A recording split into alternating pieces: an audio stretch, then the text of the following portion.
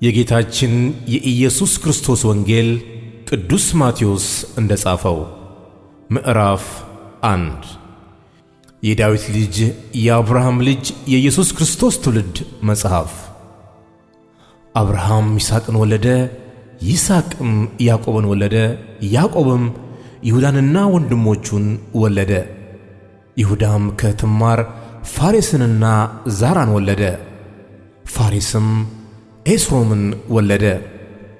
ኤስሮምም አራምን ወለደ። አራምም አሚናዳብን ወለደ። አሚናዳብም ነአሶንን ወለደ። ነአሶንም ሰልሞንን ወለደ። ሰልሞንም ከራካቤ ቦዔዝን ወለደ።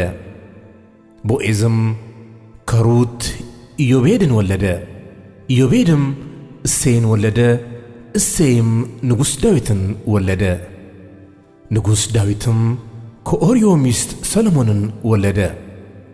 ሰሎሞንም ሮብዓምን ወለደ። ሮብዓምም አብያን ወለደ። አብያም አሳፍን ወለደ። አሳፍም ኢዮሳፍጥን ወለደ። ኢዮሳፍጥም ኢዮራምን ወለደ። ኢዮራምም ዑዝያንን ወለደ። ዑዝያንም ኢዮአታምን ወለደ።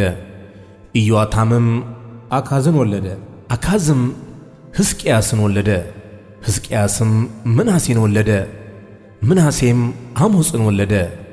አሞጽም ኢዮስያስን ወለደ። ኢዮስያስም በባቢሎን ምርኮ ጊዜ ኢኮያንንና ወንድሞቹን ወለደ። ከባቢሎን ምርኮ በኋላ ኢኮያንን ሰላትያልን ወለደ። ሰላትያልም ዘሩባቤልን ወለደ። ዘሩባቤልም አብዩድን ወለደ። አብዩድም ኤልያቄምን ወለደ። ኤልያቄምም አዛርን ወለደ። አዛርም ሳዶቅን ወለደ።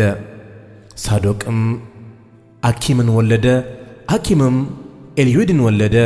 ኤልዩድም አልዓዛርን ወለደ። አልዓዛርም ማታንን ወለደ።